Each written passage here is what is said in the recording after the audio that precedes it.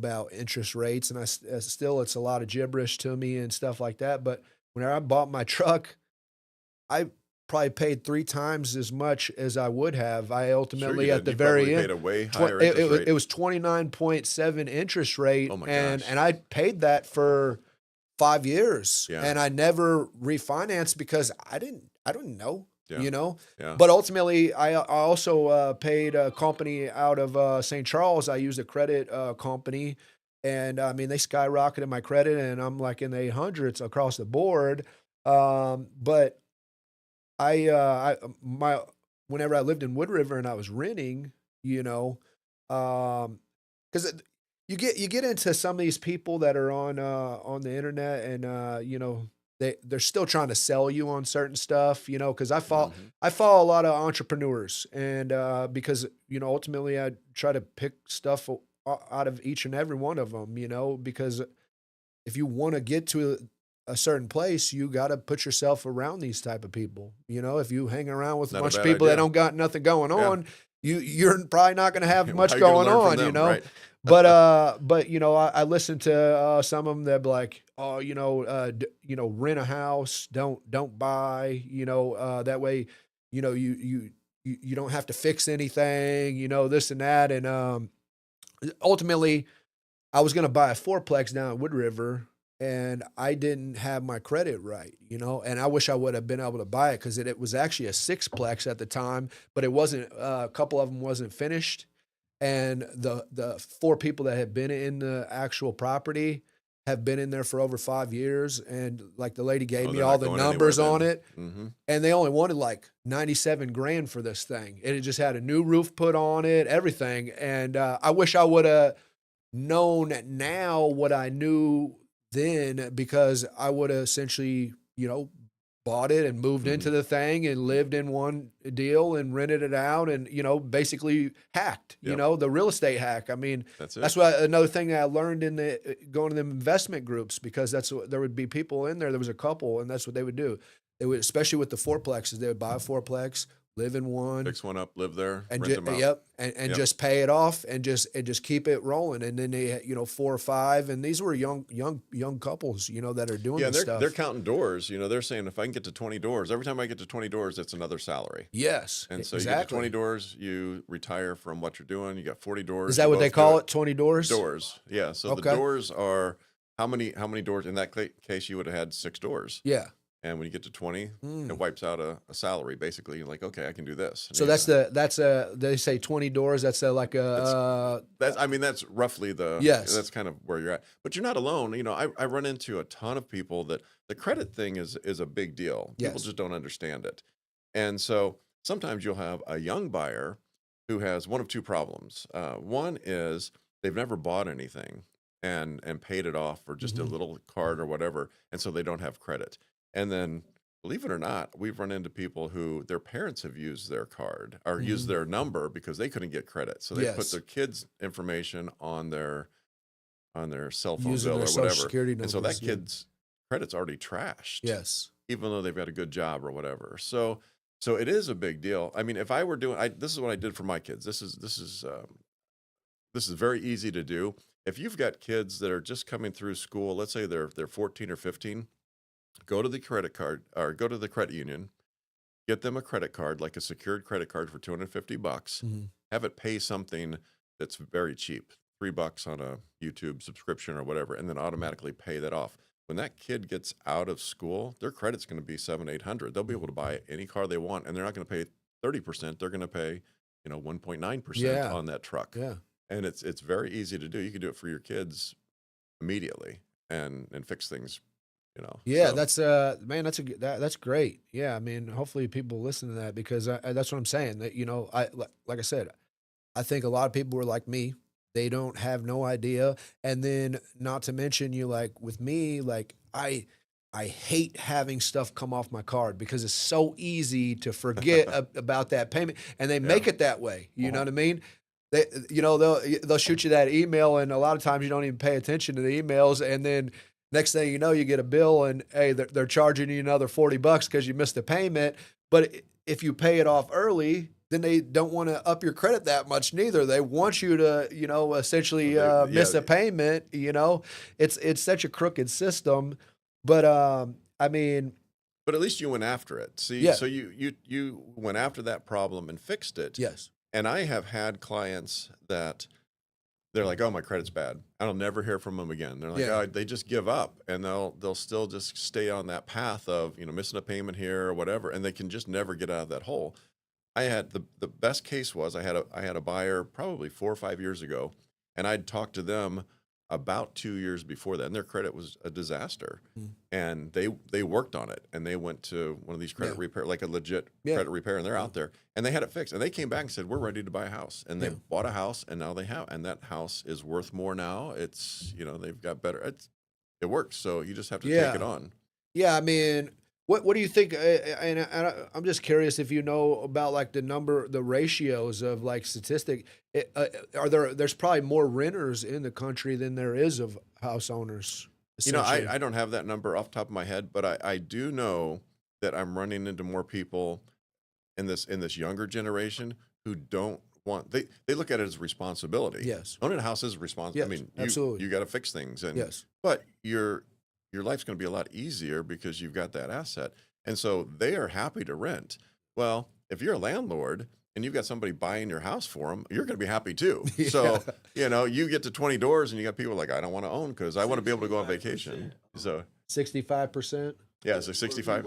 Yeah, Yeah, so that's about yeah, right. So yeah, so you've got a pretty big universe of people that you can rent to, yeah. and if you can take care of Which that is good if property, you're an investor. if you're Yeah, an yeah, investor, yeah. yeah, it's You all know, right. but I always hear the horror stories too, because which I don't know what to believe in that case because it's almost like I said, it's you get a lot of tax write offs, and I see the people like, especially with like single family. I always listen to Grant Cardone. That's what I was saying. Like Hmm. he preaches, rent. Don't get like a single family. Go into multifamily. Because single families, you tend to only have one person renting and then they move out and then you got to pay the mortgage still or and I always hear all the horror stories about being like renters, but I also feel like a lot of that stuff they're writing off, like these people tear up your house, you you fix it, you write it off. Obviously you got to spend it, Yeah, you got to spend that's it. what a You got to lot go of clean people it don't up. realize with the write-offs. Even you always hear people like, "Oh, the rich keep on getting richer. They don't pay taxes." No, they still have to spend the money in order to Sure. write that off. You know what I mean? I'm sure Yeah. there's some crooked stuff going on, but for the most part, these things still trickle down to us. You know what I mean? You still can do the write-offs, but you have to spend the money in order to write that stuff off. Legitly. I You think know that what I mean? goes back to your rich dad, poor dad, right? Once you get on that side of debt, it just keeps getting deeper and deeper. Once you get on Yes. that side of making money, it gets easier and easier. Yes. You get that pinwheel going, and it's just you're making money. Yes. So yeah, and I mean, if you're looking at it from the outside, you're like, oh, see the rich get richer. Well, they're just going in the right direction. Yeah. That's all that's happening. That's one thing that I have. Like since I've been working for myself, and I obviously make more money working for myself. I've found it easier to fuel different opportunities. And to me, like, I have money in my savings account and stuff like that, and I still buy dumb stuff, and I also. Sometimes I invest my money into a whole bunch of stuff because I'll get super passionate about stuff. I'll buy a whole bunch of stuff and be like, oh, this is a new business venture, and then you know what I mean. Like that's why I got to keep the momentum with this podcast because I'm invested into Yeah. it. But I can also I'll get complacent. So I got to keep it moving Yeah. because if I get complacent, this stuff will just sit down here and collect dust, and I essentially spent a whole bunch of money on it. But like you were just saying though, I feel like I'm able to spread my money into other avenues of trying to do different stuff. So you just described, and if you've seen me present, I've got I love Drucker. He was a Uh-huh. professor, but there's a book called Entrepreneurship and Innovation. Uh-huh. Okay, and he describes that as a hallway. You're in business for yourself, and it's just doors, and Yes. most people walk right past every door, and Yeah. then there's some that check them out and they open them up and they look in, and there's opportunities, and it's because you're on that path Mhm. that you're going to find more opportunities. Yes. So You're like, this podcast, that's an opportunity. You could have just said, and then, Yeah. and then you become one of those guys that says, oh, I thought about that and just never did it. Yes. How many times you run into somebody Yeah. like, oh, I thought of that. Yeah. You didn't pull the trigger. You didn't do it. Even Susie, she's like, whenever I bought all this stuff, she's like, look, you gotta just stick with something, Yeah. But people tell me that all the time. But then at the same time, that's how I feel. Like, look, I, I'm searching. And the thing is my money doesn't do me any good sitting around. It doesn't do any good. That's what I think people don't understand. Yeah. Like, you can save a whole bunch of money and it could just sit there. And unless you got some really good interest coming off of it, or got it invested into certain places, like I got an IRA, I got some stocks, I should probably invest more into that stuff. But even with my house, like, essentially I'm going to do stuff to this house and then refinance and see, if I want to build like a equity, because I don't even know nothing about none of that stuff, but I would essentially like to get a piece of property and, have something built, or find a decent place on a piece of property, but, ultimately I I'm just trying to create more streams of revenue off my money in order to try to figure out a return on it. Well, I think that's kind of biblical, in one sense. If you look at the parable where the master gives his guys some money, and The laborers. and one Just guy listened to that this and one morning. guy just holds on to it. And he's afraid to do anything with it, because when the guy comes back, he wants to say, "Hey, look, I didn't lose your money." It's like, that's not why I gave it to you. I Yes. wanted you to get. I wanted you to go to work with it. I wanted you to do something with it, right? So I think that sometimes these ideas, and the ideas that you have, or I have, Yeah. are gifts. Yes. Okay. And did I do something with them, or did I just go, oh no, I don't want to do anything on that, right? So you're pushing forward on those. I think that's a good thing. I don't think Yeah. it's the chase the squirrel. Yeah. And it could be it's an idea, and like, no, that's really not something that would work out. Yeah. But if it is, in 10 years you look back, you go, I was supposed to do that. Yes. I was supposed to help local businesses. I was supposed Yeah. to help these guys that needed help. I was supposed to, whatever those things are. Yeah. I think that's very Hold biblical. on. Oh, I did the hand signal. Oh, you got the audio. I got you. See you locked on to you. Oh shoot. Oh my gosh. Yeah, I these can't even. things I are gotta pretty watch cool. drinking. I gotta watch drinking my coffee then. It's- So, It's the hand signal is like this, but sometimes it just doesn't matter either way. There's got to be a way to shut it off, though. that's cool. Oh gosh. Yeah, I talk with my hands too, so it's I like know, that's I know, messed I up. know. There you go. yeah. Oh, shoot. Either way, So I mean, I think the like I said, the reason that I got you here is because I want people to be informed about what can you do in order to essentially create streams of revenue, get benefits in your life, tax breaks, all this different stuff. And a lot of it has to do with real estate, and a lot of it has to do with, buying a property, doing stuff to the property. Like I said, with equity, I have no idea about equity. I've listened to my neighbor. He's telling me about getting equity in my house, so I got my roof. I'm about to put a new roof on here. Yeah. I'm fixing to do new siding. Obviously, I need to get my ceiling back in there, and but at some point in time, I don't. I came to the conclusion. I think I'm just gonna rent this house out whenever Okay. I decide to do something with it. Yep. I don't know, but that's kind of where I sit. That way, at least I have something tangible, some type of investment property. Yeah, I think you look at it at that time, because there are a lot of people that took their rentals out of play during COVID. They sold them because, let's say that you have a $100,000 house and you're renting it for $900, Yeah. but that house jumped to 120, 130 during COVID. So they try to make a quick buck. They took it out. Yes. There was, how long is it going to take me? Let's say I net $400 a month. How long is it going to take me to make that $20,000, $30,000? So there's a lot of rental properties taken out during COVID, which then drove the rent prices even higher, because you want to rent a house, or, I need a house with a fence because I've got dogs, or whatever those things are. just supply and demand. Yeah.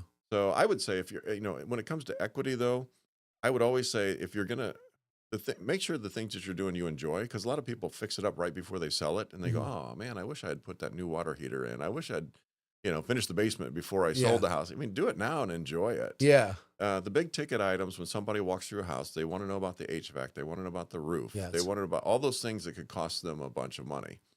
And so, if you do those, great.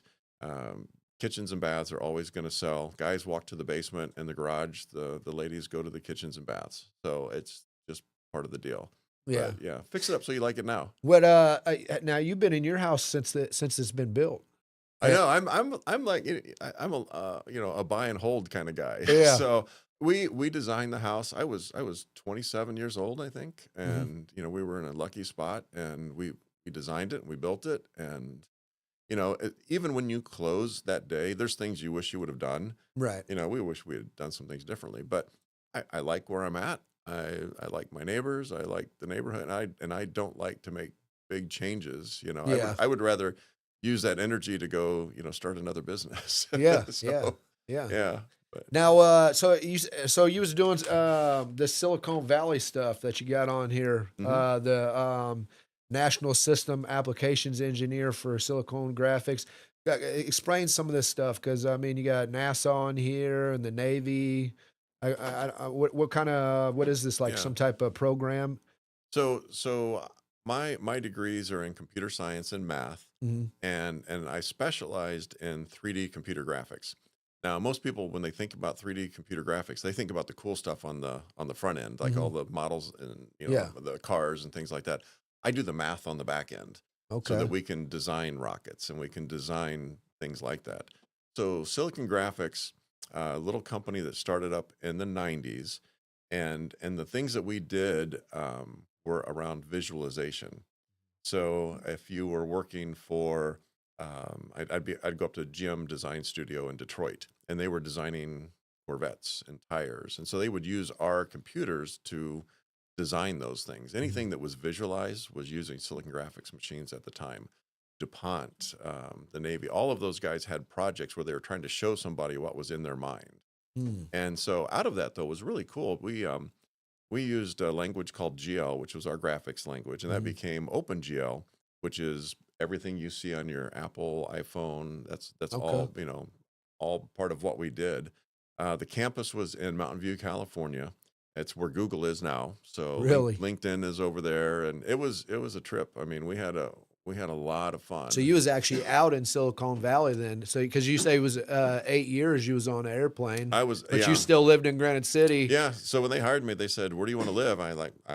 I live in Granite, and so, but I would get on a planes back when we had TWA, Uh-huh. and I would fly because they could go direct anywhere, Okay. and so sometimes I would start off in Texas, and then I'd end up in Maine, and then I'd be down in wherever somebody was making anything that I mean, Disney used us for movies, and it was Really? it was just the Navy used us to map things, and And it was this is back whenever it was like the AO online discs, AO Oh AO. gosh, AOL for the dial-up, Yeah. yeah, yeah. Yeah, you know. It was actually kind of before that because the guy that started Silicon Graphics then left and started Netscape. If you remember Netscape, Netscape was the Mm. browser I back probably back in do, the but day. don't. But yeah. Yeah, A piece of paper folded over icon. yep, Netscape, and then so we had a lot of people were leaving and starting companies. Uh-huh. One of the companies was TiVo. Okay. If you remember TiVo, Yeah, TiVo I think came I'm pretty out of sure. there. Yeah, Yeah. and then I said, but the problem was, we had our first son, Uh-huh. and Slowed you down. well, the deal. Kathy traveled with the Oh, kids really? everywhere. I mean, I had Oh, so so many. she went with you all I had over? I had a I had so many frequent flyer miles that she could go almost everywhere with me. And she'd pack up the kids, and I'm like, you know what? I'm going to live in an airplane, and Yeah. I had the coolest job in the country. I mean, Yeah. I really some of the things I can't even talk about, but it Yeah. was it was very cool stuff. Yeah. And we said, well, it's time to stay home. And so Yeah. I started Wildfire, Okay. and it was a software development company, and it Yeah. was doing some of those things. I mean, we had people fly into Granite City of all places from Chicago, and we had customers in New York, and all roads led back to Granite for software development at the time. I think you said one time, and you told a story about how you sold Wildfire and then ended up buying it back or Oh, the something like domain. that. Oh Yeah, gosh, yeah. yeah, So that, yeah, it was kind of interesting. So when all of this started, the domains that we have, the .coms, the .net, the .edu, that all meant something. hmm And so .com meant you were a commercial company. So okay, you'd be, yeah, lightsout.com. And so we bought the .net because we were an internet company. hmm And internet companies were .nets. We were the guys building the infrastructure to do this stuff. And we got into a kind of a say a pissing match between the .com guys, and they wanted the .net, and they thought we were infringing, and we didn't think so. And anyway, we'll skip most of the yeah, the pushing and shoving, but yeah, we ended up selling the .net to them, uh-huh. and no big deal. So we used the domain wildfireinternet.com for a while. Anyway, somehow they sold their company to a group over in Europe, and let that domain expire. And the guy that ended up buying it, I called him. I go, I don't know how you got this domain, but I went through some really bad months in an argument over it. And he goes, I'll sell it to you. So we bought it back.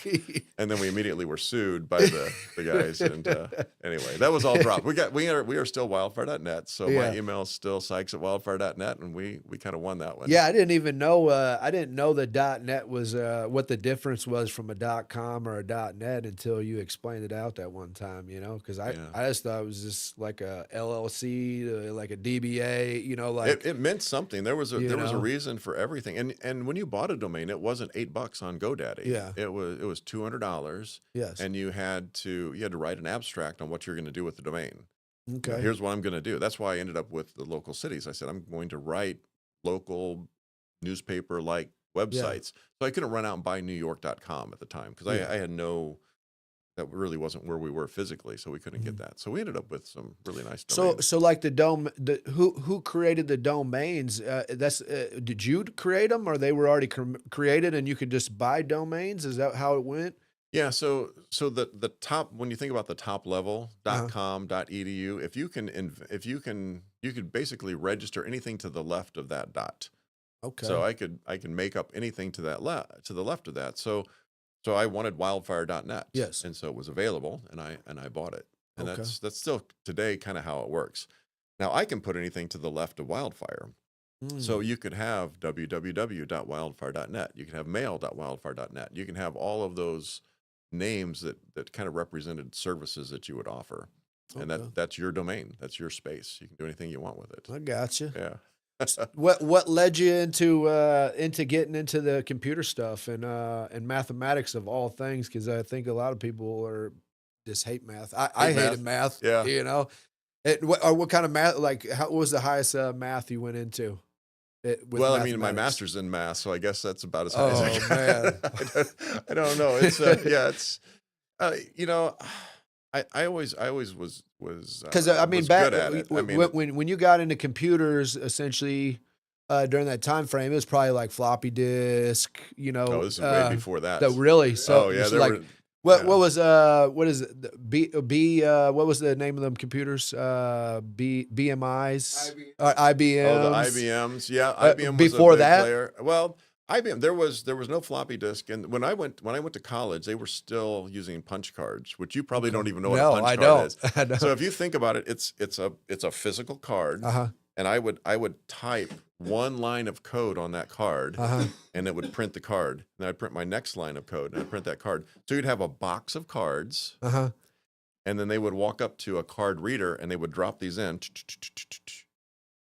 and then the program would run, and then it would spit out an answer at the back end. So Really? if you've seen any of my software, you're talking about thousands and thousands of lines. Sometimes you'd have boxes of cards. So there was no floppy disk. Holy If you made a cow. mistake, you had to go in and delete those cards and put new cards. It was a very tedious process. I mean, what you can do on your watch right now, I mean, Yeah. it's crazy. Yeah, so advanced. I mean, so what are you talking? What were we talking about then? What 70s, 80s? Well, I graduated in 80. Okay, so you're and then talking went up to 60s or SIU. 70s or something. Oh no, I mean I graduated from yeah. with the so computers the wise. computer, the computer. I graduated from SIU in 85 and 87. Okay.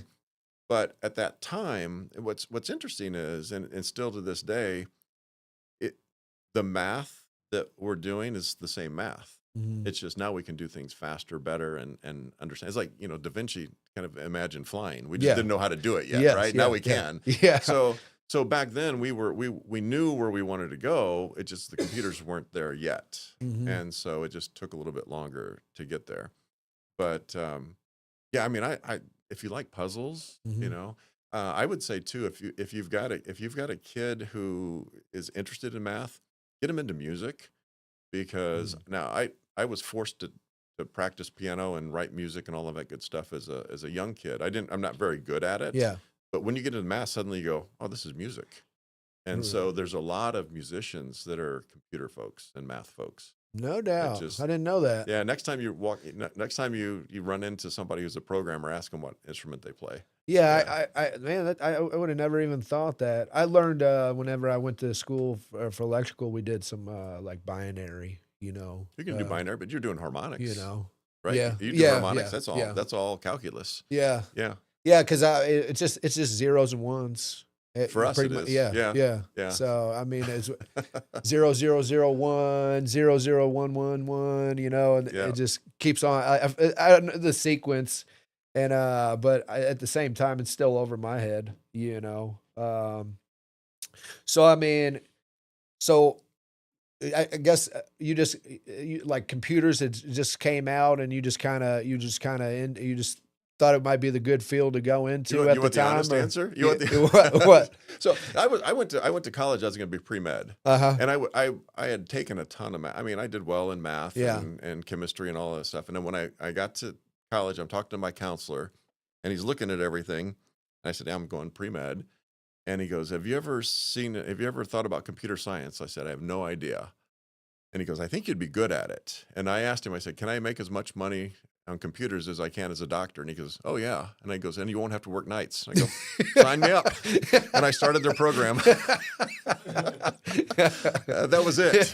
It took about 10 minutes, and I had to go play some basketball or something. Like, okay, yeah. Well, I mean, you got into it at the beginning too, It was early it's, on. it's pretty cool, Yeah, yeah. You also like you got the clear backpack thing. Now, because I've been meaning to ask you that. Now, you guys created the clear backpack, you and your wife, correct? Correct. Yeah. Right. So you actually hold the patent and everything on it. Well, we looked at that. There's really no patent on bags. Okay. It's not like you can patent a backpack or Yeah. anything like that. There's features that you could do, but you get so busy chasing all that down that you don't make the product. Yes. And so this goes back to I'll tell you what I did. So remember I said TiVo came out of one of our guys started TiVo. Yes, sir. And I like domains, obviously. Yeah. And so I would TiVo the news every night and then go home and watch it and look for trends. You're talking about where you used to be able to record TV is what you're talking about. Yeah. Right now we call it a DVR. Yeah, yes. It was Yeah. the Exactly. brand I remember name originally yes, was I remember TiVo. that. Yes. And so I watched Tom Brokaw. It was April 20th, 1999, which was Columbine. 420. Yeah. 4/20, 1999 was Columbine. Really? Yeah. Okay. And Brokaw was doing a series. He's like, how are we going to keep our kids safe? And what are we going to do? He says, we might have to have like see-through things and see. And it was funny because I TiVoed everything. I said, well, nobody can spell through. They're like, Yeah. is it R-U, O-U? I mean, they don't know. I said, but everybody can spell clear. Right. And one of our customers was in the sporting business at the time.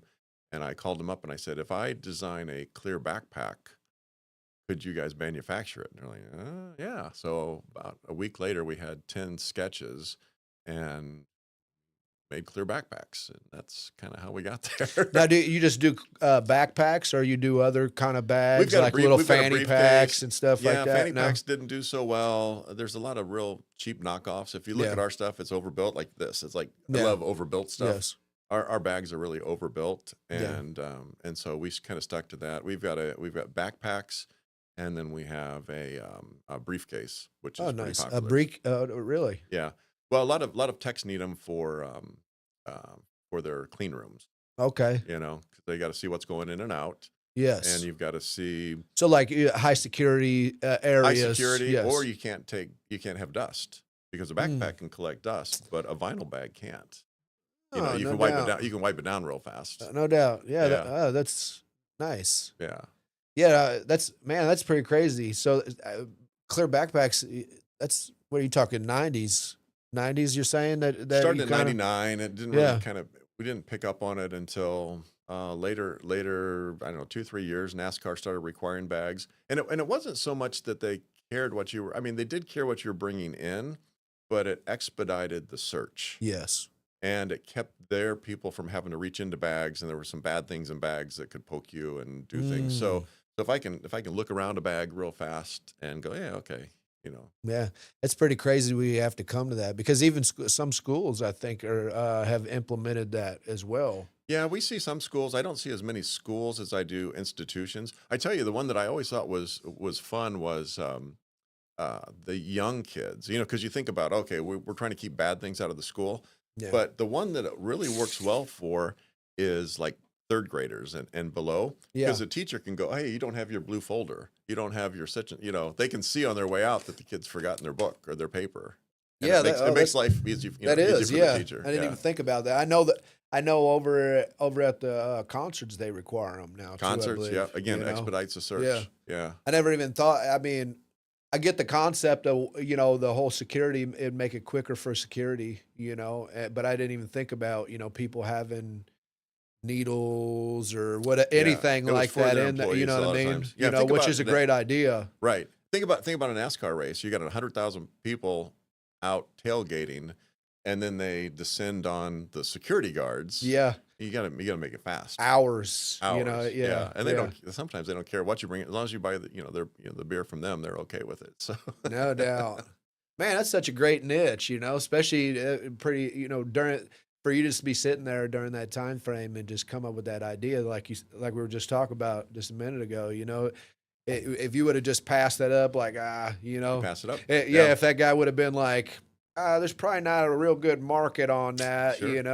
and then next thing you know, somebody else would have, you know, Yeah. what's so crazy is whenever you think about ideas like that, just about we could sit here and just think of about all kinds of ideas for businesses, and there's somebody that's already got it in their brain, like if you don't pull the trigger, there's somebody that is already pulling the trigger. Yeah. It's crazy. Right. Right. You just how many thoughts and deals are going through human beings' brains, And how many people 5 years yeah. later go, I thought of that. Why didn't I do that? Why didn't I? I mean, Exactly. There's we probably run into people somebody. that There's all the time. essentially probably somebody like that. Yeah. Because I'm sure now there's probably multiple places trying to sell. I clear mean, everybody backpacks. uses it as a material. We'll walk into some of the outlet stores with the name brand stuff. And, for what we sell for 40, 45 bucks, Yeah. if it has a logo on it, it's 75 bucks. And I'll go look at it. It's single stitched. It's like 3 mil. Ours is 5 mil. It's just not a strong bag, but they've got their name on it, and Yeah. people, they want to carry that name. It's probably So, from China too, though. oh, I'm sure it is. Yeah. Yeah. We've tried to find somebody in the States. If anybody Yeah. can, we'd Yeah. love to make them here. Yeah. We just can't find Well, anybody. hopefully that'll happen. I hope so, I yeah. mean, I'd love to have 'em here. hopefully they're, the way that they're trying to push bring America back. I think that is a great idea. Yeah. I just, I know a lot of people got different deals, but I don't see why we can't be self-sufficient, in this country. If we could make it, it'd be awesome. You know what Yeah. I mean? Yeah. It'd be You know? fantastic. I guess jump back to real estate. No, right now I know that the interest rates are, I guess, a little higher. I mean, you got any good feedback for people looking to buy? Is it a buyer's or a seller's market? Is it hard to find a house right now? Because I think some people are scared to sell their house because they don't think they can find something. Gotta find something. Yeah, that's the You biggest know, problem for or their sellers. interest rates are already low. Like I'm at a 3.5 at this, so I don't really want to refinance. You know what I mean? Yeah. But do you think are they going to come down? Is the housing market? I mean, there's a whole bunch of questions I Yeah. got for you because I mean, I Let's I keep- take on the interest rate Yeah. first. Okay. If I need a house, I need to go buy a house. yes, If I said, "Oh, I'm going to start up my 401k, but I'm not going to start my 401k until the market goes down 10,000 points," well, that's a mistake because I could sit out forever. Mhm. So if somebody's sitting out waiting for the rates to go down, they may not go down. Mhm. And so you're saying, okay, I'll keep renting. That's just not I don't think that's a good path. Yes. What's really funny about it though is, we've seen the rates go from really low, they were nice, to where they are now, and people are kind of hurt about that. But for all of those folks that grew up in the 80s and the rates came from 13 down, they're Mm. tickled to death. They're like, Yeah. "Yeah, this is okay," Yeah. So I don't think you want to be driven by that. I think once you decide to buy a house, shop and find the best rate. Talk to your lender, talk to your bank, get the right rate, and then if it goes down again, refi. If it doesn't, enjoy your house. Yeah. We still have more buyers than houses. Mhm. If you have a nice house, it will sell. I think there's some sellers that just go, "Oh, I'm going to put this up for sale because there's more buyers out there." If you don't clean your house, if it's not fixed up, it's still Mhm. going to be a tough sell. And so you're going to see that price reduce to match the condition of the house. Yeah. And so we're seeing more and more of that, where during COVID, you could put your house up for sale and sell it with 5 offers. Yeah, so during COVID was whenever I got approved for a loan, was right before COVID, and then I put offers in on multiple houses, and I Yeah. got beat out 25 grand on one It was right here in Wood brutal. River. It was And, brutal. and then another 15,000 on one. And I mean, so I Yep. kind of I came and I seen this place, and I was just really tired. Well, because I got nervous too, because I built my credit, and then they say like what is it, every 90 days they do a inquiry on your credit, and I thought I was going to Yeah. drop my credit score, so I was Yeah. like, it was making me worried, because I'm like, I just essentially got my credit all the way up, and I didn't want to lose the loan, because I tried to do it was a 203 loan or something, because I was Oh, you're gonna, probably doing 203K? at first, Yeah, that's do what fixes, that yeah. was my plan, because I told you I was into the investor stuff, and Yep. so the real estate agent I used was a local guy, and I told him what I was trying to do. So we found this place down in Wood River, in one of the more expensive neighborhoods in Wood River, and it was a deal. And so I was going to pull the trigger on that, but he had too hard of a time, It's a tricky using a loan. loan. Yeah, it's a tricky loan. So they ended up getting me a conventional loan, and then I just pulled the trigger on this, because I got tired of looking, and this place got a pool and everything that I liked, and then I wish that I would have waited it out, because I mean, there's things in this house that I essentially Now you gotta had, fix 'em. I put a new furnace in, stuff like that, which not a big deal. I mean, I try to do some of the stuff on my own, but I wish I would have waited. And I think it's one of them deals too, like, for people to understand, like, don't just pull the trigger just because you feel like you're in a corner, because there's probably, if I would have waited, I could have essentially found a property that I would have liked more. Yeah, yeah. I mean, sometimes you look at 20 houses. And plus, I probably bought this thing at a higher price, that it's going to be hard for me to ever get anything out of it, because I bought during COVID. You know what I mean?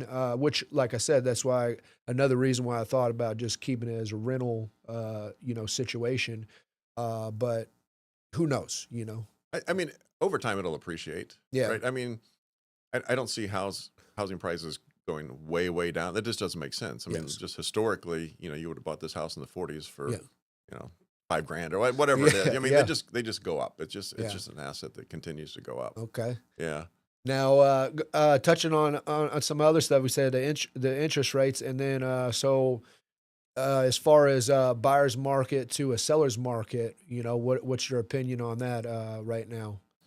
Well, I do think, I mean, because we have more buyers out there, it's interesting though. There's certain houses that are moving faster just because it's taking somebody from rent to ownership. Mm-hmm. And so if you're in that 150, 200 range, those houses seem to be moving. Again, if they're clean Yes. and people don't want projects. Mhm. And not so much they don't want projects, they don't understand they can't fix things. You can fix things, Yes. right? Yes. Yeah. A lot of people can't. Right. And so you've got to get the house ready to sell. When we move back to the buyer's market, I don't know. I mean, the buyers have more flex than they did a couple years ago. Yeah. And so they're not going up against 17 other bids, Mm-hmm. which is good. I hated to have a listing with 10 offers because that means there's 9 people that were willing to put up money and they just couldn't get the house. Mm-hmm. So I think we're getting to a more balanced piece, but I think the sellers still have a bit of the advantage. They always do, because as a seller, you can always say, "No, I don't want that deal." Right? But it's Right. still your property. You Yeah. don't have to take it. Yeah. And That's yeah. I mean, you didn't lose anything if you've got a $200,000 house and somebody offers you 180. Like, oh, what am I getting? Like, your house. Yeah. It's still your asset. So Gotcha. Yeah, Mike, him and his wife, they've been building their credit because they're trying to buy something, the way but to they're do it. on the Missouri side. I don't know if you can help them over there. I've got agents over there I can refer to, but yeah, I'm not licensed over there. Yeah, year or two. Yeah, because I mean, thinking just about off of off of them renting. I mean, what are you paying for rent there? What did you say? Oh my gosh, Yeah, that so I buys a lot of mean, house. yeah, they could essentially, that's almost a double mortgage payment. You know what I mean? Yeah, I know. You know? Yeah, we know. But I'm saying there's a lot of people like that, in a lot of Yeah. areas. I'm sure Edwardsville people are paying just for apartment. I'm sure they're paying $900 easily. Yeah.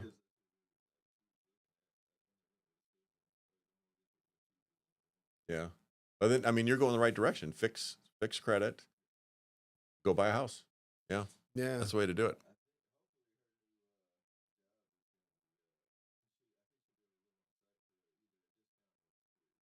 Gotcha. Gotcha.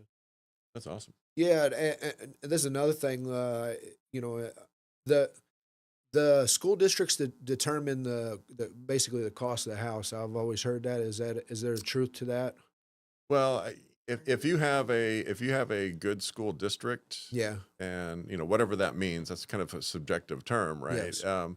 It's definitely what out of town buyers look for. Mm-hmm. So if I'm moving to this area, my calls usually say, if I'm going to Madison County, they want to go to an Edwardsville or Glen Carbon because that school district has a high rating. Yeah.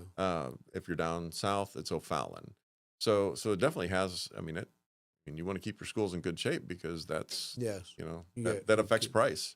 Sure. Just part of it. Yeah. Yeah. That's why I've always heard that. I've always heard, you determine the cost of the properties in the school district, and it does seem like that, at least to me. You know, you go to Edwardsville, it's a lot higher. There's a lot of growing areas too, though. That seem like they're really taking off. The smaller schools, so I think of those as the big schools, the Yeah. Edwardsville, the O'Fallons, the Granite, Collinsville, those are the big schools. But the smaller schools, you're looking at Bethalto's, Yeah. Triad, right? So Troy is still hot area. Down south, you've got Waterloo. Mhm. Yeah, those are all good schools. Do you sell houses all the way down there? I do. Yeah. Do you really? Yeah, all down 255, all the way down to Columbia. Yeah, because So I know Waterloo and Columbia, they're really building a lot of subdivisions. they're and stuff. growing, They're, yeah. that's a nice area down yeah, there. and they've got a little more land than Yeah. some of the Madison And County you areas. get kind of like rural, but still city-ish. Yep. Out that way. You can jump across JB and get to Yeah. St. Louis. There's plenty of stuff across there. So Yeah. I think they're going to do well over the next few years. Oh yeah, I Yeah. mean, there's a lot of stuff. There's a lot of great restaurants and different stuff down there. Yeah, I mean, so basically, as far as buying a house, even with the rates as high as they are, you're saying, don't hold off. This is, to hear that it used to be 13%. And now where it's at, I mean, that's, I didn't even know it ever got that high. I think my first house was 12.5%, and I was tickled because it Really? had just come down to 13. Yeah. No doubt. Yeah. That's back when you had to put 20% down. Yeah. Rates were at 13%. That's another question. So what are you looking at? What kind of credit score are we looking for to for different style loan? Because I know they got first time home buyers, conventional, and I guess you got to have a certain credit score to get to different styles. I'll defer the exact numbers to the James of the world, but you're probably looking at 640 seems to be the kind of the step in. Mhm. And remember though, it's just like when you bought that car. The better your rate, I mean, Yes. the better your score, the better your rate. Yeah.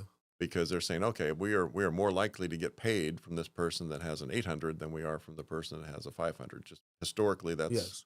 what they're looking at. Yeah. So there's definitely some first-time home buyer. There's grants that come along. So the county will have grants. Mhm. They use the money. Don't have grants, they'll refund it. Have grants again. Really? Yeah. See, that's So it something goes I back didn't and I didn't forth. know. Yeah. So No doubt. for first-time home buyers, again, it's tied to your income, Mhm. and then usually in the kind of just a macro level view of that grant, if you if you buy the house and you take, let's say, $5,000, they'll forgive that grant over 5 years.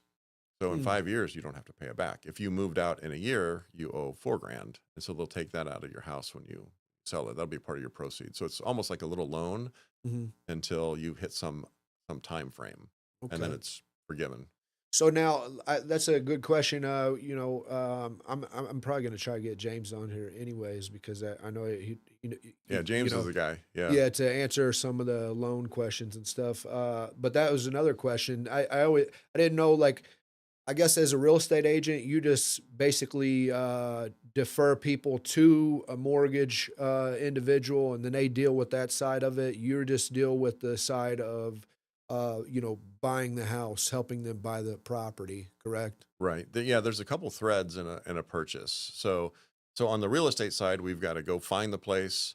We've got to get that under contract, negotiate with the buyer, seller, whatever side we're on, and then we have to get that packet to the title company. It says, "Hey, we have this seller trying to sell this house to this buyer," and the title's got to do a search. Do you really own this house? Is there some long lost uncle that has rights to the house? Is it? Mhm. So they want to make sure that we have what's called a clear title, and so or a clean title. And so if we have our title work done, that's all taking place. In the meantime, you worry about the financing. If it's a cash deal, that's easy. Yeah. But if it's not, then the lender is going to be working to say, okay, well, I gave you a pre-approval in 15 minutes on the phone because you called up and you gave me what you can, what you make and kind of a big picture of your finances.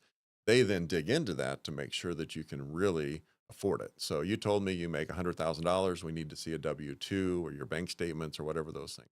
So they take care of all of that, and they will then bring the money to the table at closing. So closing's just a meeting at the real estate office, or the not the real estate office, the title company, which is kind of an attorney for real estate, Yeah. and we close out the deal. Yeah, that's where I So, went. They took me to the yeah, title company, and then you that's sit down with the person and you the said, real estate yep, agent. yep. Everything comes together on that closing. There was one thing that you brought up a while back in BNI. It was with the whole real estate board deal. What transpired with that whole? So there was a lawsuit over the last summer, Yeah. and it caused just a lot of ruckus as far as we had to update our contracts. I think the end goal was to try and make the transaction more transparent, Hmm. who's paying whom, and so there was a lot of arguments about the commission, right? So everyone's worried about how people get paid. Yes. So traditionally, before the lawsuit, you would have the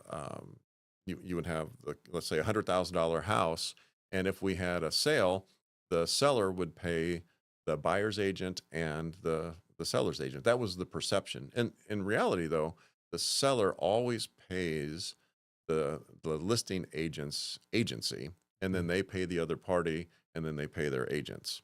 So there was just more clarification on how that went. So our documents now explain a little more explicitly, here's how your commission's paid. I had been moving towards that flat 54.95 Yeah. for about a year and a half because I just thought I think it was a good move for just, again, I can help people. I've got the Yeah. tools to do it, and it saves them some money. So what I'm doing is, I mean, He was it's already perfect. above. He was already Yeah, I think it, I ahead mean, of it. I think it was. Yeah. I think it just made life easier for the sellers. On the buyers, again, you might show one house, you might show 20 houses.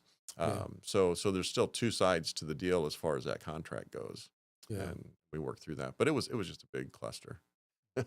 What's your thoughts on if somebody inspiring to get into real estate as far as be a broker or into actual, is it a lucrative deal? I mean obviously it's a sale. You got to get out there and be It's hungry. sales. Yeah, You know, yeah.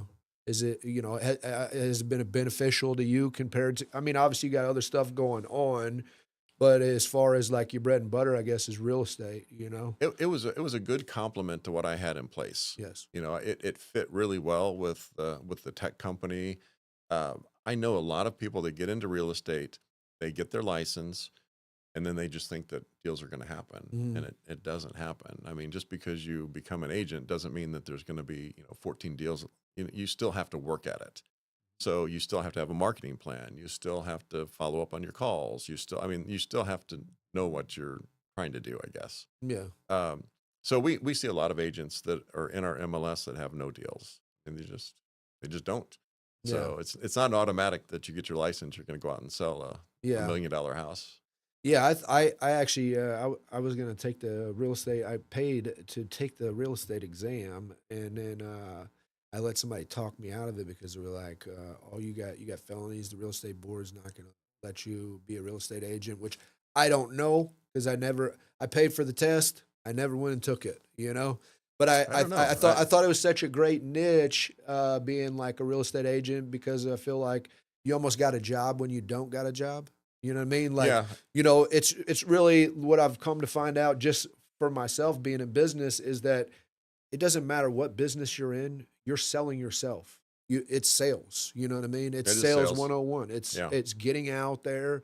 You know, the people that are going to be successful are the hungry people that stay hungry, that are figuring out other ways to market themselves, you know, whatever that is, you Hmm. know.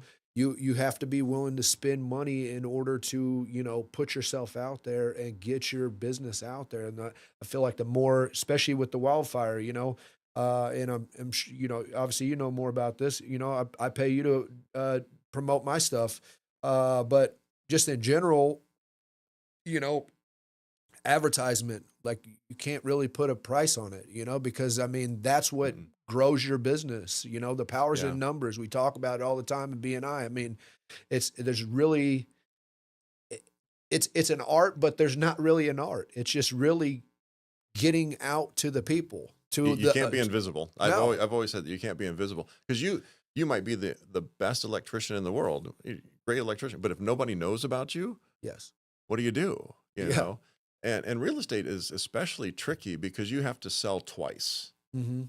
Okay. Okay, I have to sell twice. First of all, I have to sell the fact that you're going to find me and let me represent you. And if I get a listing, then I've got to sell your house. So I've got to market two things, mm-hmm. myself and then the house. So there's definitely an art to that side of it.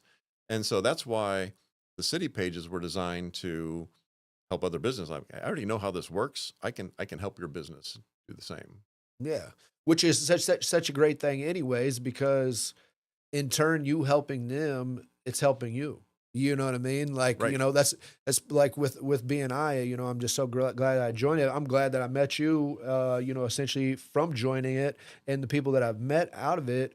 You know, because it's just another marketing. It's, you know, it's another way to market yourself and market your business. But you know, it's we help each other, and in turn, we all grow together. Yeah. You know, I can't and afford 20 sales reps. You can't afford 20 sales reps. exactly, Yeah. exactly. You know, so I mean, like with the city sites and with doing that, I mean, these people are probably throwing your name out there as well. Whenever that, you know, whenever they don't, you know, they can't make the sale or what, you know, essentially, you know, Right. because I know I see people too, like that try to sell their own properties, you know, like Yeah. you know, and I mean, I can't even imagine how much is into that, because whenever I was actually studying for the real estate exam, there was a lot of stuff that was over my head, There's a you lot of know, stuff in like it. Yeah. two real estate agents made an agreement, and this person still gets this cut of money, and you know, there's a lot to that whole deal. Now, I don't know as far as like trying to just sell your property, but Well, usually you what we know, see is FSBOs, I mean, for sale by owner. uh We know that only 6 to 8% of those houses will sell for the really, owner, so which it's is that fine. low, It's very low. no doubt. What's really I don't discourage that. I actually have a FSBO option that says if you list with me and you find the buyer, I'll save you a chunk of the commission, Yeah. right? Because most agents won't do that. They're Yes. going to take both sides anyway. But yeah, if you're listing your house, you still have to follow all of those rules. Hmm. And the other thing that happens, which and this happens all the time, is I'll get a call and says, I want to go look at this house. And turns out that house has been for sale by owner for 2 or 3 months. And then they list it with somebody and they get tons of showings because people just don't know what to do with the for sale by owner. So they just wait until it goes up for sale and then they call an agent and they go look at it. Yeah, I was curious how that, how hard that was. That's a low number. So, It's a very low number. I yeah. mean, over 90% is using real estate, is what you're saying. Yeah. An agent, Yeah. that's crazy. Yeah, I mean, because I think people essentially think that, I guess whenever they do, for sale by owner, then they don't have to pay as much out, because Yeah. they're not paying a real estate agent. But really, you're paying for the service of not having to deal with all the extra stuff, It's exactly what happens. I mean, if you trade your car in, it's the same sort of deal, And I've had listings. I had one, oh my gosh, it's probably been 5 or 6 years ago. They were for sale by owner, and they called me and said, we've got some questions. Can you come look at our house? What are we doing wrong? And I said, well, you've got it listed about 30 grand too low, and we listed it at 30 grand. We sold it in about 2 weeks. Really? So they made more, and they just didn't have it priced right. They didn't have it marketed. Their pictures were not good, right? I mean, if you go to Zillow or Realtor and you see just dingy pictures, you're like, I don't want to go look at that house. Yeah. So we cleaned all of that up, and we sold it really fast. Well, I've noticed too, though. Hey, they'll put some pictures on there that makes it look great, and then I've been inside of some of them things, and then you're like, what am I doing here? Yeah, yeah. Because that's because you got to be an agent to get on MLS. That's what it is. So you guys can actually see the true facts about the property. I don't know what all you can. This is just what I gathered through. Most of what you see is in the public that says, "Here's my pictures," but there's definitely comments on the back end for the other agents. Says, "Here's what's." Here's Foundation's cracked. Oh no, I mean on the disclosures, you definitely. I mean, if you're looking at a house, definitely ask for the disclosures. Yes. What's going on with the house? Okay. And the seller should tell you everything that they know about. But do they have to? They don't have to. They have to. Oh, they do. Yeah, the seller has to. If they don't, I mean, if I bought this house from you and you said no, the basement doesn't flood, and 2 weeks in the basement floods. Yeah. And you go, I didn't feel like telling you about it. It flooded every day for a year. Yeah. You didn't tell me. Well, that's really probably a bad thing. Yeah, you can't. So you could actually sue the person over that. Yeah. Really? I didn't know that. I didn't know that. I just thought that people could get away with just feeding you a whole crock of crap. You have to disclose it. There's a whole process, and that's why on the FSBO side, you want to be very careful about making sure you've disclosed everything, because if you don't, you can have some issues down the way. Well, I think that's a good point that people need to hear, because, like I said, there's probably potentially people that'll watch this that are like, "Oh, I'm just going to sell my own property," and and probably don't know the rules and regulations and laws and everything else, and could possibly get sued over it. Well, here's because I almost feel like, not necessarily with this property, but I just think about it like it'd be very easy for, if I open up these walls, I might find some stuff that, I don't know that's in there. I've never had any flooding or anything. Yeah. But I'm just saying that, one part of me wishes that these was completely open just so I could see, but now I just don't want to tear it down. But I've been tempted to just to, see what's going on, because it would be very easy for somebody just to throw up drywall. Don't know anything about those cracks. And be like, I don't know. And I'm sure it happens. I'm sure stuff like that happens. I've seen properties like that. We had a property a few years back, and we couldn't find the water shut off. Where the heck's the water shut off? And they had just finished the basement. Well, had to take out a little piece of wall, and sure enough, there was about a 2-inch crack. Went right through the water shut off. This whole wall was a mess. Boy. And so I mean, that, find those things. that's another thing people probably need to, like I said earlier, don't just pull the trigger just because you feel like you're. It's easy to buy off of, visual. It's kind of like a car. There's some people that they don't really care. They don't really look at the miles and all that stuff. They're like, man, this thing's got some rims on it. It's got tinted windows. It looks good, Yeah. So I think also that's probably a good thing about having an agent, especially an agent that's been in the business for a while, that, knows what to look for and is willing to go through the property with you. Well, you want to make sure because I know that you you're get an doing inspections. inspector, Yeah. and I use an inspector, but to be honest with you, I don't think I deal with a lot of people's electricity, Yeah. and they've paid inspectors, and I'm like, I go into somebody's attic, and you pay an inspector good money. I paid him $900 to inspect this house. Yep. I got into my attic, and there's wire nuts and splicings hanging out, and it kind of pissed me off, because I'm Because you like, know that industry. Yeah. yeah, but I mean, like, I think a lot of these inspectors as well, have, a lot of people they don't know anything about anything really, is like you said earlier, so where you need to, at least walk around with these people and make sure they're getting in your attic, getting in your crawl space. Hey, Mm-hmm.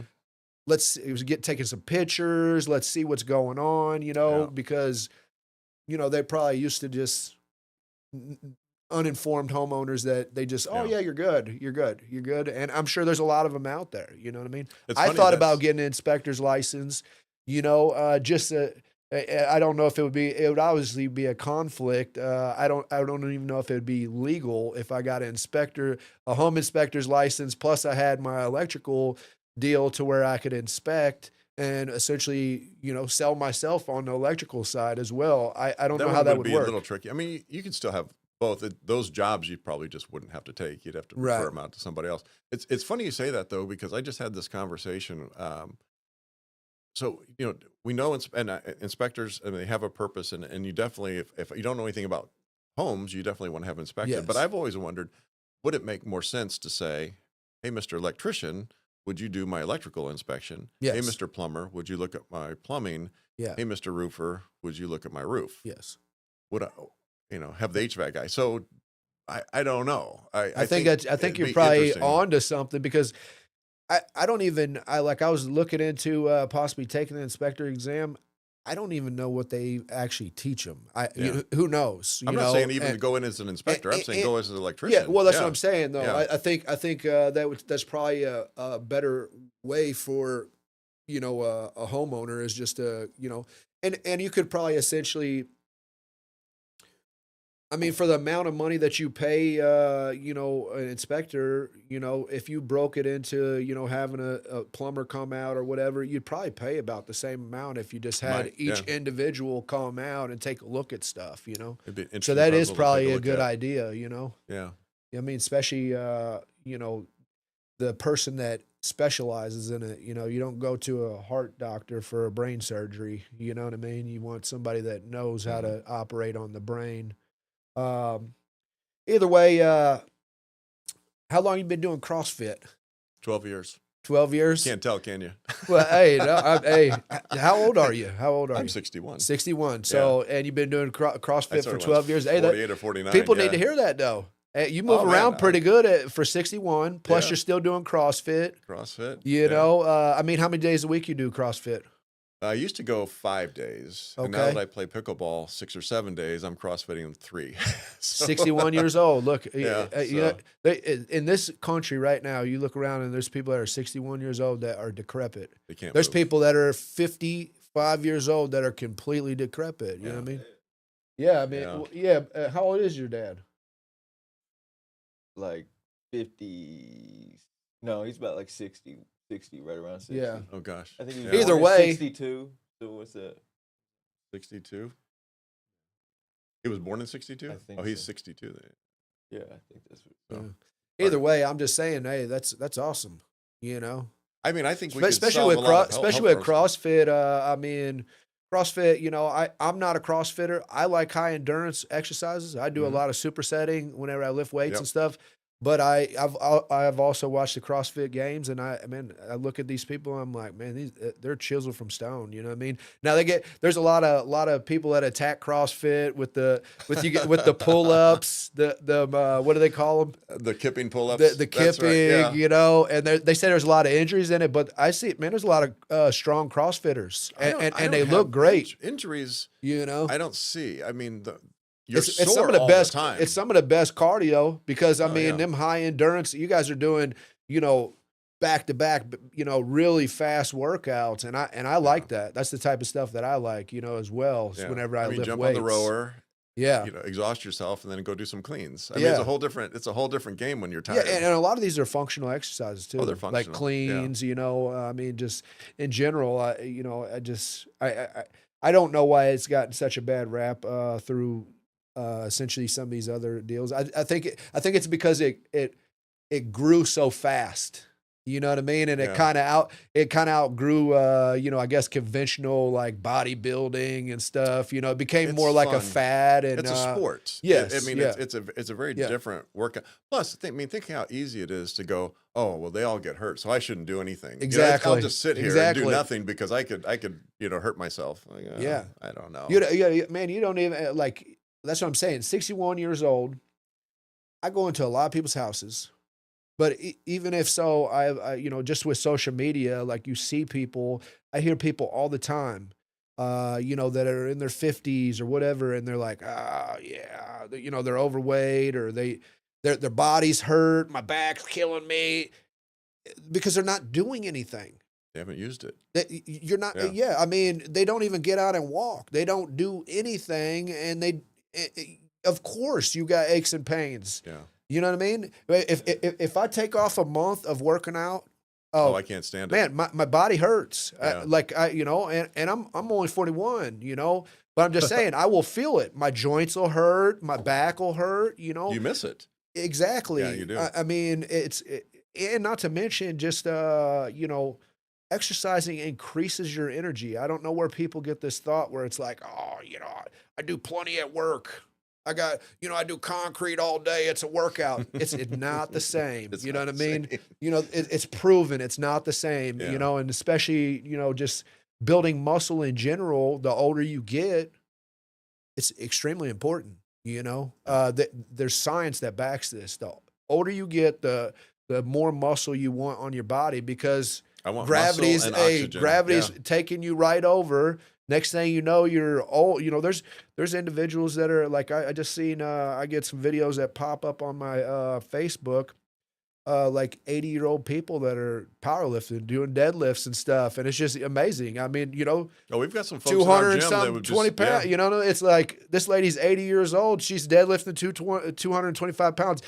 The percent of that in this country, which is sad because you come from a country that you have plenty of food. People, it's very plentiful. Everything is plentiful in this country if you choose to stay hungry and Sure. you know, there's a reason people are coming over here because they know they can flourish in this country. You know what I mean? Because they're not able to do the same things that they're able to do over here. And I just it just drives me crazy whenever I think about stuff like that. Well, You think know? how So, much we would save in our healthcare cost. I mean, just in general, healthcare is Yeah. expensive, yeah. and then there's still going to be bad things that happen to people. But Yeah. it's, you know, I mean, if you can do 25 burpees, you can get up. That's the running joke. It's like when I get, I mean, I don't have to call the fire department to pick me up. I can at least, you know, Yeah. get up 25 times. I do 25 burpees, and I mean, It'll get I'm you breaking going. a sweat. Yeah. Oh yeah. Yeah. Oh, It's, yeah. it's hard for me to do 25 straight burpees. You know what I mean? Yeah. You know, I mean, I'm just saying that and that's probably important too, is like, you know, just, I think people have a tendency of over complicating or making excuses by using, well, I don't got a gym membership or I ain't got no weights or, you Yeah. know, it's like, You get a box, hey, do a burpee, do a push-ups, box jumping over. jacks, you know, there's all kinds of stuff. You know, you think the military, they PT in Yeah. the gym lifting Exactly. weights? No, they get up, they go outside, and they do calisthenic workouts, and it doesn't have to be, you know, an hour or 2 hours long. You know what I mean? Not at all. Not What at all. so you got a certain type of way that you eat? Any kind of you like dieting? I know You know- didn't you say like you guys, you and your family like to go get cheeseburgers? Like Well, once we have a week or something? cheeseburger every Friday night. That's Every Friday Yeah, night? we try a new place. We've probably been to 30 different places in the last year. So we can tell you all about cheeseburgers, but that'll be another podcast. You know, if you like cheeseburgers. Did you try the new sliders place that opened up on the Rock Road? No, I You see. didn't- That's, Yeah, that's oh. how I find new. That's how I find new places too. As I talk about our cheeseburger You problems. didn't, man. They had a line. It was like a 4-hour line for Really? like the first two. We're at here. on the Rock Road in 270, over right in Missouri. 270 in the St. Charles Rock Road. There's a Smash Burgers right there. We've had that. Isn't that on Rock Road? It's called Smalls Sliders. Okay, well, we'll definitely add that to the list. I've Yeah. had it. It's decent. It wasn't worth 4 hours. Well, I didn't wait 4 hours, but Oh, I did. the line will wait. go down. Yeah, I waited like 45 minutes. Oh man. High, We'll High add that. Points has some good stuff. They come up High with Point. some good ones. Yeah. You had the High Points? Yeah, we had a bad night for High Point. Did you go They were to St. overcooked. Louis one, or did you go We went the to one in Edwardsville. O'Fallon? The one There's in one in Edwardsville. O'Fallon too. I Yeah. think they all have different style stuff. Yeah. We had, you know? I mean, before we started doing our weekly thing, we had them. They were pretty good, but I think we caught them on a bad night. They had just overcooked some things. So What that's not that they want to hear on a podcast, but what about the South Park Grill? I love that place. Did you ever do the 3-pounder or the 5-pounder? Oh no, I don't do any of those. Oh man, so I didn't do that one. So me and my buddies, when we worked at the steel mill down there at Granite, we went there for lunch. Oh no, and two of them challenged each other to eat that burger. They brought that burger out, no way. and it was this big. I mean, it's humongous. Yeah. My buddy Steve ate the whole burger. Oh, man. he did eat it? Yeah, he ate the Oh, whole man. burger. It's like 3 or 5 pounds, man. It's That's just a lot- crazy, that's a you lot know. of meat. Oh, Holy he was. cow. Hey, he's trying to hold it down, you know. Oh man. Well, because they give you all, they load you up with the fries and the and the patty. No, he wasn't able to eat all the fries bun, and everything, yeah. you know. Oh no. But yeah, either way, but I mean, for the most part, the most being part. that you're active and stuff like that, you try to take care of yourself. I use I've used different apps over the years. I weigh everything that I eat. Oh, nice. And so I use an app called Macro Factor, and it breaks down my proteins, my fats, my carbs. And so if I want to eat a cheeseburger, I eat a cheeseburger. Yeah. That might be the only thing I eat. But in general, I could tell you down to the gram what I eat for breakfast every day. Really? What I eat yep. And then last year I wanted to drop 20 because I was playing a lot of pickleball. Like, we make sure we talk about pickleball again, right? So anyway, so I want to drop 20 pounds because you just want to move better. Yeah.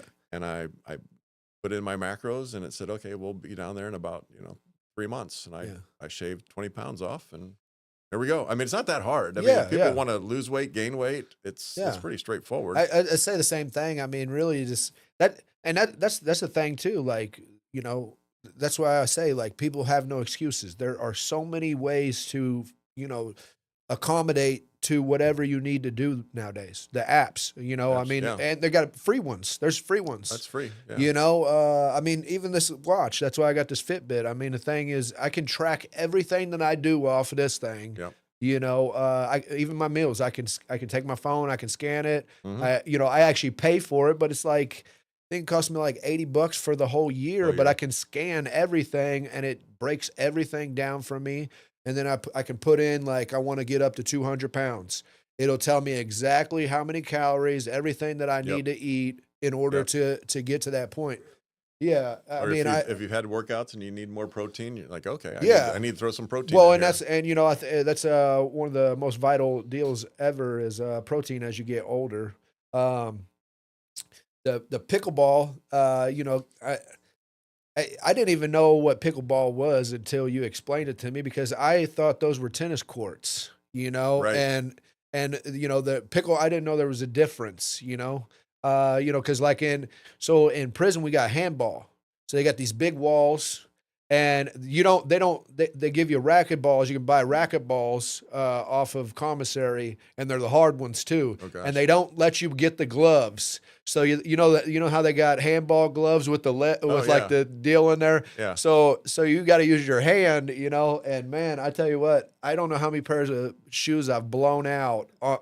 It's so easy to blow out the side of your shoe, Right. even with pickleball. You know, Yeah. Trying to. That's funny. I mean.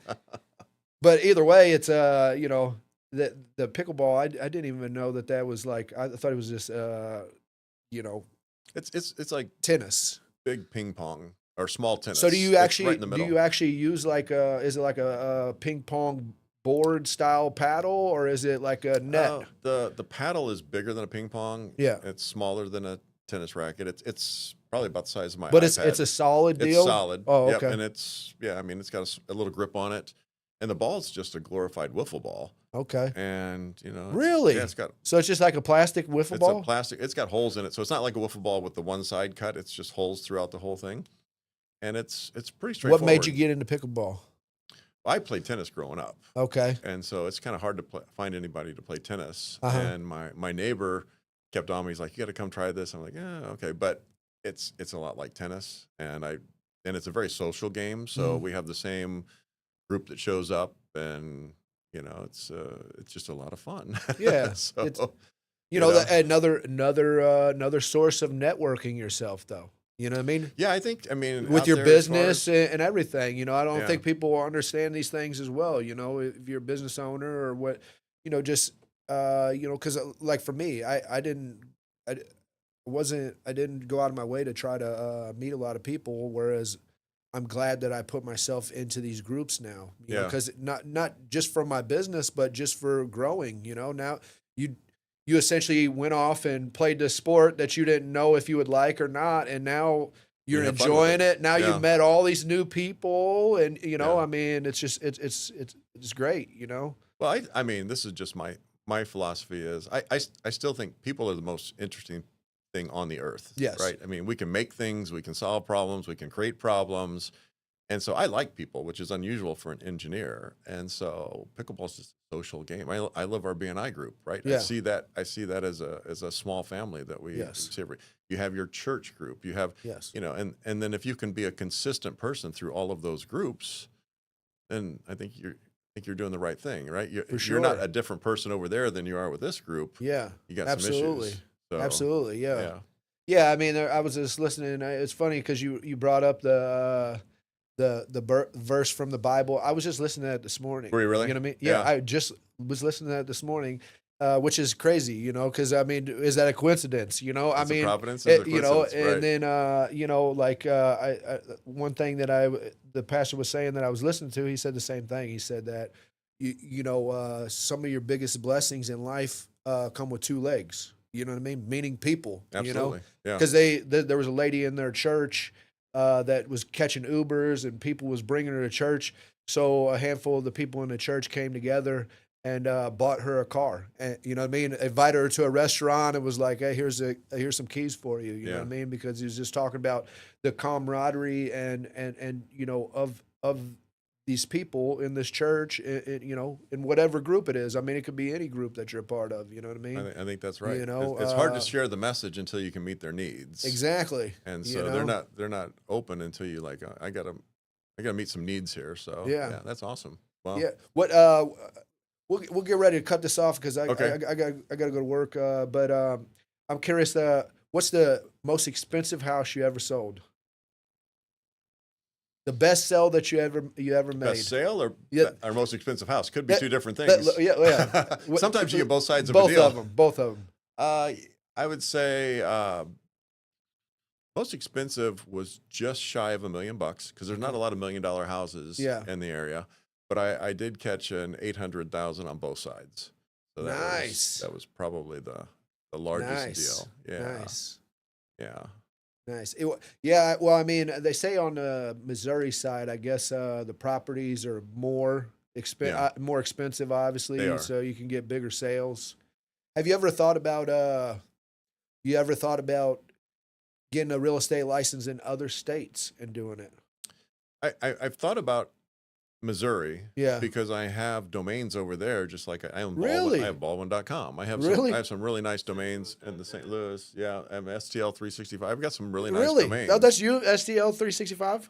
STL 365 is me. Okay, I see. Yeah, I Yeah, seen that. No doubt. I didn't yeah. know that. So I could do the same marketing over there that I do here. Yeah. Right now, I just refer to some friends that are Yeah. in that side. But yeah, houses are more expensive over there. I think Illinois gets a black eye because people are like, "Oh, your taxes are so high."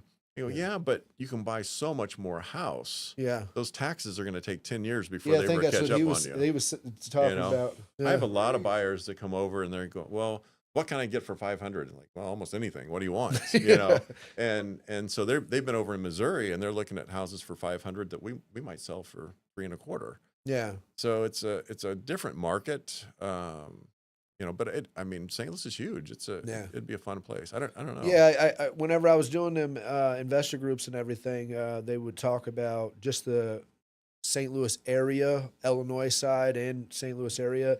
it's such a like a hotbed for real estate in this whole country, you Yeah. know, especially whenever it comes to investing, because you could literally buy a house at, you know, X amount and still charge very good rent for it, you know, compared There's still room to for rent. other places in the country. You know, there's really good room for good rent That's true. in this area. And that's I know at this time, and this has been some years ago, but they were saying there's a lot of foreign companies coming in and buying up a lot of the property for that reason. It's an asset. You know, Yeah, it really and I is. mean, the more you look around, like at the beginning of the podcast, I was talking about, you know, these corporations. I mean, if you look up by Edwardsville, you know, off of New Pogue and all these other areas, man, they're just mass producing these huge apartment complexes. Mhm. You know what I mean? And I was just over in Swansea the other day at these people's property, and they had their house built in the subdivision, and he brought up the same conversation because he's like, they just been throwing up all these huge complexes, and then they're renting them out for like, And then filling you them. know, yeah. There's- And they're there's renting people them that out need for like space. Yeah. $1,700, you know, Yeah. essentially. And then whenever you break it down, like this guy, he's paying 18. He could be into what, probably you know, $150,000-$200,000 house over here and still pay less, Easy. you know, Yeah. on Yeah. a mortgage And get a tax wise. break. Yeah. Yeah, because I mean, right, I'm at a, you know, my house. I bought this house for 95 grand. But I mean, my mortgages went up, I think like $20 or something during this Oh, for all taxes. this stuff. Yeah. But I'm right at like 860. But I always pay extra. And that was another thing, was like trying to nice. learn how to because you could do them bi-weekly payments and pay it off faster. Yep. There's all these little schemes that people have explained to me. And then I talked to a friend of mine. She was like, really, if you just make an extra payment at the end of the year, it's the same Just make an thing. extra payment. Yeah. So I just always throw like an extra $50 on top of my mortgage every time. It'll You chop know it what I down. mean? Yeah. And but I, you know, I got to get better at you know, paying more, because I mean, essentially, I make more. I should be really just killing off these payments, and that's where Just kind of chisel it slacking down. at. You know what I mean? Yeah, but if you're at 3%, it's Yeah. not that urgent. I No. don't think. So. And I don't know. Oh, well, either way, right. man, I just I appreciate you coming, man. Oh, thanks for I having know me. This you're has been super fun. busy. You want to you know, give you know, basically tell anybody where they can find any of your businesses and how to get in contact with you on the social medias. You're going to put them on there? Yeah, I mean, for the area, edwardsville.com is sort of probably the base Pure City. We just released edwardsville.net, which is a really nice list of what's going on in Edwardsville. So I would start there. And then for the entire area, everything 618.com Okay. and .net. Okay. So that's clearbackpacks.com if you want to put that on there. Yeah, Sure, we'll put it all on there. Yeah. I mean, you know, and I mean, is there do you as far as real estate wise, you know, are you dealing with a certain do you have like a set range of amount that you deal with? Are you willing to, you know, help people in any, you know, a $50,000 house or what? It doesn't really matter to you. I'll work with anybody on any size. I mean, because if you buy a $50,000 house, you love that house as much as a person that buys $1 million house. Yes. I mean, people are very connected to their homes. They don't realize it sometimes until they sell it. And they're like, I was really connected. I mean, it's just part of your personality. It's your safe place. So yeah, so I'll definitely help on that side. The real savings on the commission is going to come on anything about $200,000 or more, which isn't hard to find anymore. I think that's pretty straightforward. But no, if they want to buy a house at 50, we'll figure a way to go look at houses and find it for them.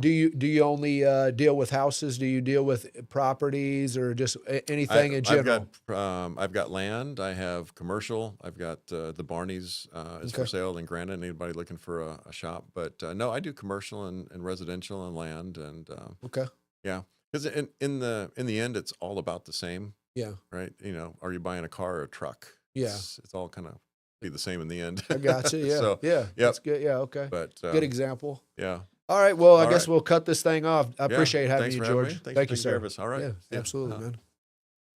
Good. Yeah, man. Thanks for coming. All right. That was fun. How long did we go? I didn't even pay attention. I don't know, but It's an Yeah, it's 11:37. 11:05. Oh, was it really? Holy Yeah. cow! Or no, that was just the amount that I went like. I don't know. It was. It's been over an hour. Yeah, it's over Is- an hour. is It's probably about an Cherry hour and butter what? 45. Oh no, I was fine. I got That's I got fine. another one I got to put Bye, together. bye everybody in the chat.